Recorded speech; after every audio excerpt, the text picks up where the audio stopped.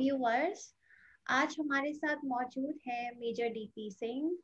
ये Kargil war veteran है। इन्होंने इंडियन आर्मी में बहुत समय तक सर्व किया है। बहुत ही बहादुर हिंदुस्तान के सिपाही हैं। 2016 में इन्हें लिम्का बुक ऑफ रिकॉर्ड्स ने पीपल ऑफ द ईयर से नवाजित किया था।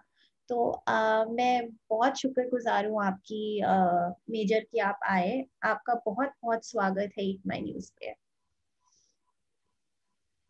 Thank you so much. जी, तो सबसे पहले तो आप बताइए कि आपने आर्मी क्यों ज्वाइन की, कब ज्वाइन की? 2007 में तो मैं बाहर निकला था और उससे 10 साल पहले 1997 में मैंने इंडियन आर्मी के अंदर कमीशन लिया था। और 1.5 साल की ट्रेनिंग उससे पहले मैंने इंडियन मिलिट्री एकेडमी में करी थी। तो 1995 मिड में कहीं जाकर मेरा आप कह सकते हैं कि आर्मी के साथ connect initially as a training in the training academy, Indian military academy Dehradun. और फिर 1.5 साल की ट्रेनिंग के बाद commissioning into 7th battalion of the Dogra regiment Indian army में मैं एज एन ऑफिसर कमीशन हुआ था। तो मैं ये जानना चाहती हूँ कि एज ए यंगस्टर आपने ये नहीं किसी और करियर के बारे में नहीं सोचा, तो आर्मी ही क्यों चुनी?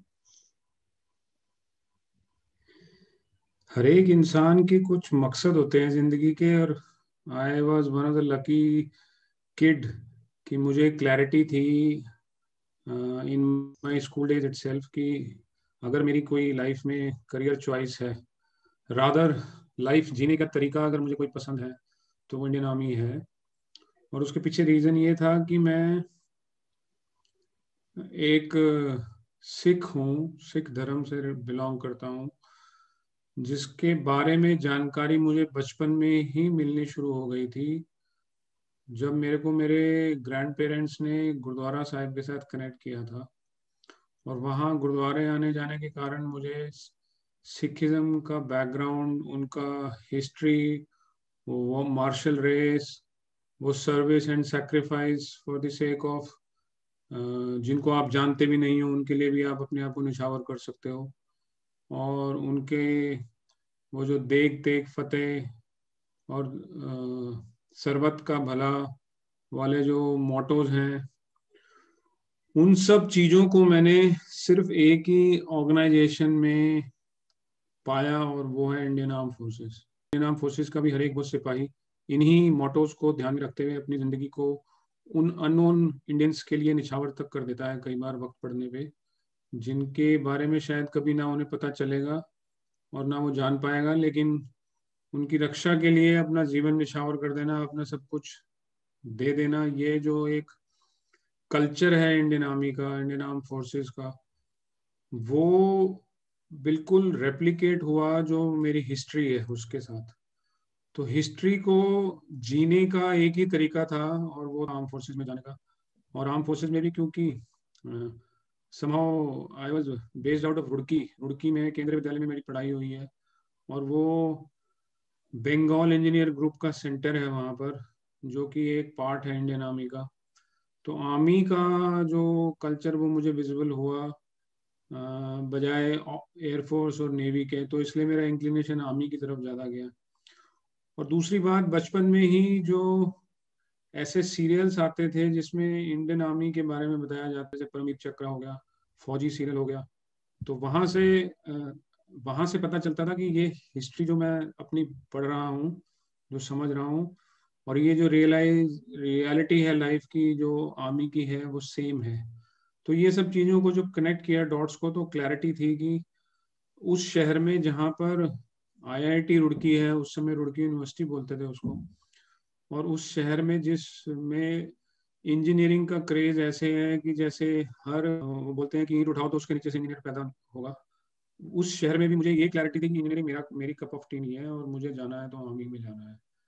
With that clarity as a student, as a kid, मैंने अपने सारे फोकस को आर्मी की तरफ डेडिकेट किया और आर्मी में आ गया। चलिए, आपने बहुत खूबसूरती से उल्लेख किया है कि आप इंडियन आर्मी से क्यों ड्रॉ हुए थे। अब आपकी जो कहानी है वो बहुत से लोग जानते हैं, बट जो नहीं जानता उनके लिए आप थोड़ा सा रिकॉल करके बताएंगे कि जब आप समय में पीछे देखते हैं और कारगिल वॉर के बारे में सोचते हैं तो क्या याद आता है? ऐसा कोई हीरोइक एक्ट नहीं याद आता है जैसे पिक्चरों में दिखाया जाता है कि चार को यहाँ पकड़ के मार दिया और चार को वहां पकड़ के मार दिया। खासकर मैंने कुछ ऐसा नहीं किया। कारगिल वॉर में अगर कुछ चीज जो याद रहती है वो वॉर की दौरान जिन लोगों को खोया है, जो मेरे कोर्समेट, जैसे आप एक मशहूर नाम जानते होंगे, मैं कैप्टन विक्रम बत्रा, परमीत चक्रा जो हुए हैं, वो मेरे कोर्समेट हैं। वो जिनको हमने खो दिया है। ऐसे बहुत सारे मेरे अपने सिपाही जिनको हमने अपने सामने शहीद होते देखा है। तो लड़ाई जो है एक ऐसी चीज है जिसमें कभी किसी का फायदा नहीं हुआ है। ये जो जनता फौज की जिंदगी और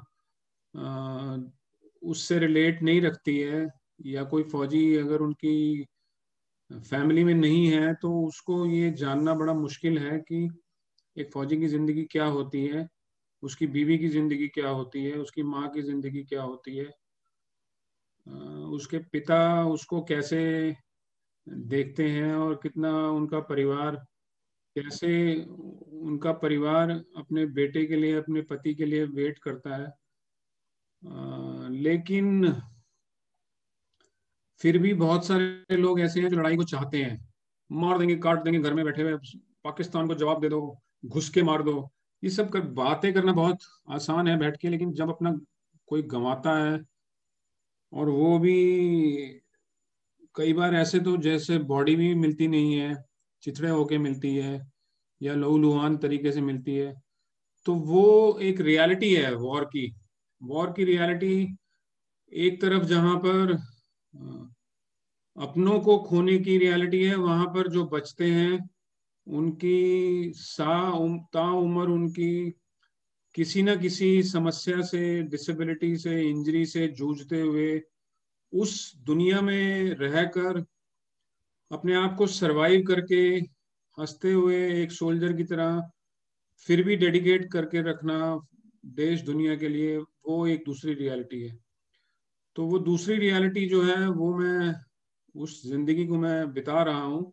लेकिन अगर आप मुझसे पूछो कि कारगिल की क्या याददाश्त है, तो कारगिल की याददाश्त यही है कि मैंने बहुत सारे लोगों को खोया है, जिनके परिवार आज उनका अफसोस करते हैं, और अपने अंगों को खोया है, अपनी इंजरीज को वहां से अचीव किया है।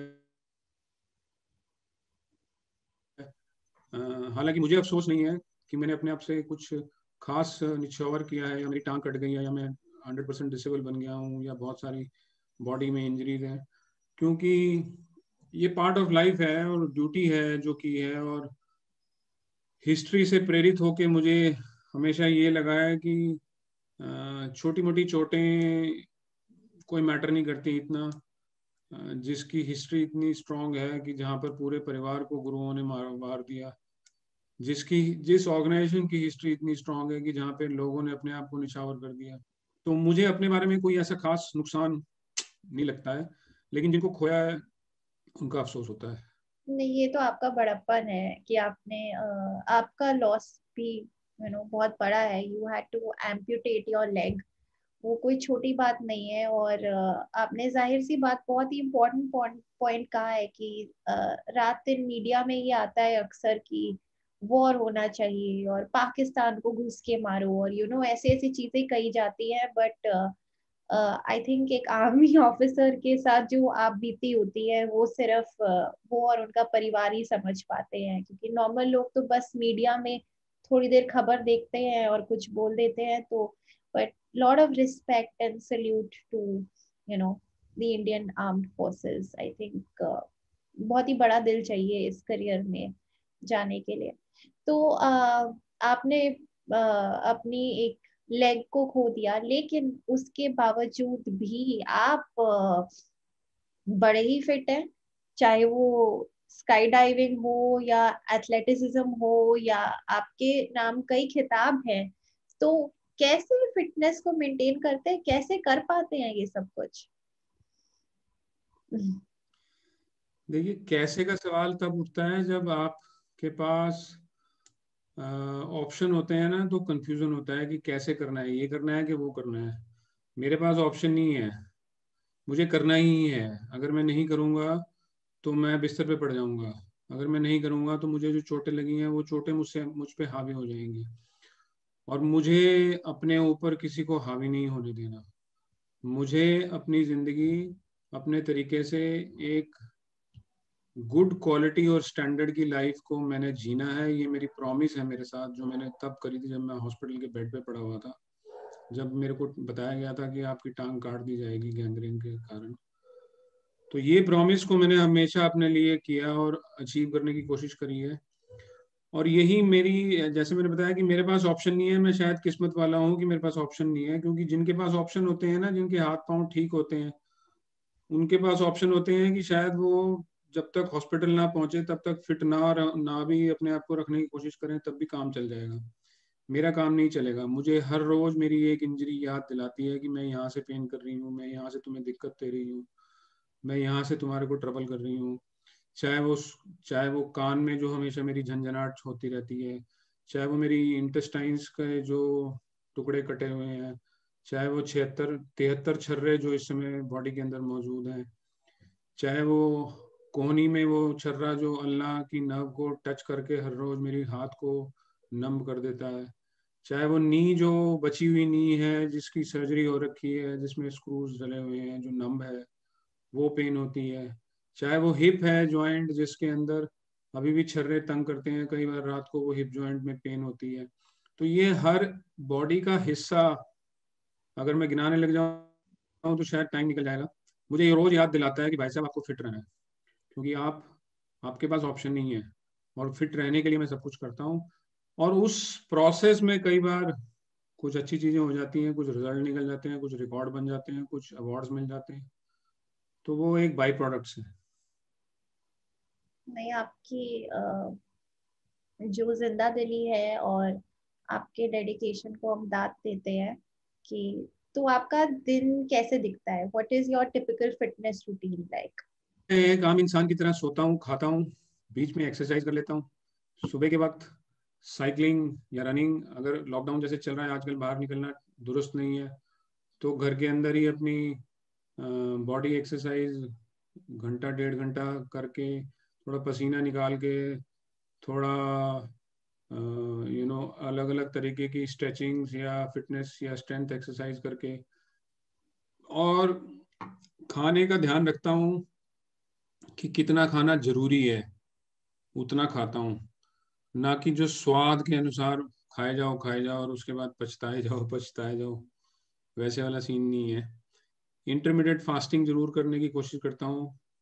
जब लगता है कि कुछ जरूरत से ज्यादा बॉडी पे आ गया है मामला, तो भूखा रहने में कोई हर्ज नहीं है, क्योंकि आपने खा लिया पिछली बार, तो अब भूखा रह लो, कोई प्रॉब्लम नहीं है।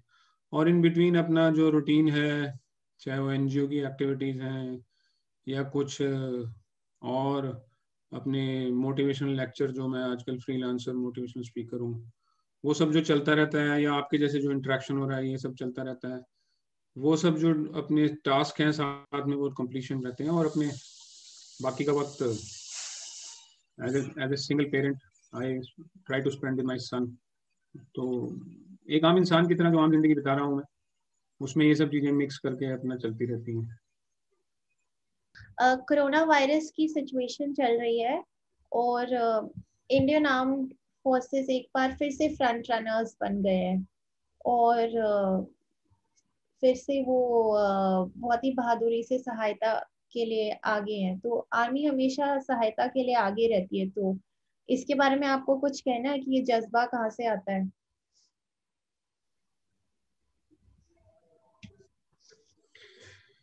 नहीं, कुछ कहना क्या, आर्मी तो करके दिखाती है हमेशा, और वो अभी भी करके दिखा रही है। उसका काम ही है इंडिया और इंडियंस का ख्याल रखना। तो इस ख्याल रखने के प्रोसेस में, चाहे वो सीमा पे हो लड़ाई, दुश्मन के साथ लड़ाई हो, या इस इनविजिबल दुश्मन के साथ जिसको कोरोना वायरस का नाम दिया गया है, उसमें लड़ाई हो, देशवासियों का और देश का ख्याल रखना हर फौजी का धर्म है, कर्म है। और इसी धर्म और कर्म को निभाने के लिए वो हमेशा तत्पर रहते ही हैं। तो इसी प्रोसेस में एट एट प्रेजेंट ये जो घड़ी है, ये बहुत दुविधा की और चैलेंजिंग सिचुएशन है सबके लिए, पूरे देश के लिए, पूरी दुनिया के लिए। तो इस चैलेंजिंग सिचुएशन में अगर टास्क दिया गया है फौजियों को, तो उन्होंने वो टास्क स्माइलिंगली एक्सेप्ट किया है और उसको वो सक्सेसफुली कंप्लीट भी करेंगे। आखिरी सवाल आपसे ये है कि जो लोग इंडियन आर्मी ज्वाइन करना चाहते हैं, उनके लिए आपका क्या मैसेज है? और इस देश की यूथ के लिए भी अगर आप कोई मैसेज दें हमारे व्यूअर्स के लिए, प्लीज। इंडियन आर्मी एक नौकरी नहीं है, वो एक हिस्सा है, नौकरी जिसको बता सकते हो आप। Otherwise Indian army is a lifestyle. और अगर जिंदगी में आप अपनी जिंदगी में सिर्फ पैसा कमाने के लिए किसी ऑर्गेनाइजेशन को ज्वाइन कर रहे हो, तो इंडियन आर्मी आपके लिए नहीं है। लेकिन अगर अपनी जिंदगी में एक विनर बनना है, सक्सेसफुल इंसान बनना है और एक कंप्लीट ह्यूमन बीइंग बनना है, तब आप इंडियन आर्मी में वेलकम है and you should join it. और मेरे हिसाब से कोई भी सॉरी मेरे हिसाब से बहुत कम लोग ऐसे हैं दुनिया में जो अपने आप को एक सक्सेसफुल और अचीवर के तौर पे नहीं देखना चाहते। लेकिन ये जानना जरूरी है कि उसके लिए बहुत कुछ अपने आप को, अपने इच्छाओं को निछावर करना पड़ता है, अपना सैक्रिफाइस करना पड़ता है, अपनी जो विशेज हैं उसको मारना पड़ता है। तभी आप एक ऐसे मुकाम पर पहुंच सकते हो जहां पर आपको अपने आप को, खुद को एक बहुत ही बेहतरीन और उम्दा किस्म का पाके you will realise that you yourself have achieved such a place जिसमें आप अपने आप को पहचान के खुश हो रहे हो कि मैं ये था और मैं यहाँ पहुंच गया हूँ। तो ऐसी ऑर्गेनाइजेशन या ऐसा करियर चाहिए या ऐसी लाइफ चाहिए, तो आप इंडियन आर्मी में आइए, वेलकम है। आपको ये गारंटी मैं देता हूँ that you will not see a failure in your life then.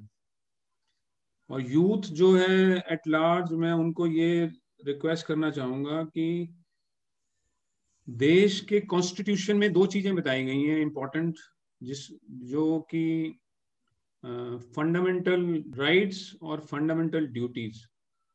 तो हमारा यूथ जो है फंडामेंटल राइट्स की तरफ तो बहुत अट्रैक्ट करता है कि ये मेरा हक है, freedom of speech, freedom of this, freedom of that and all that.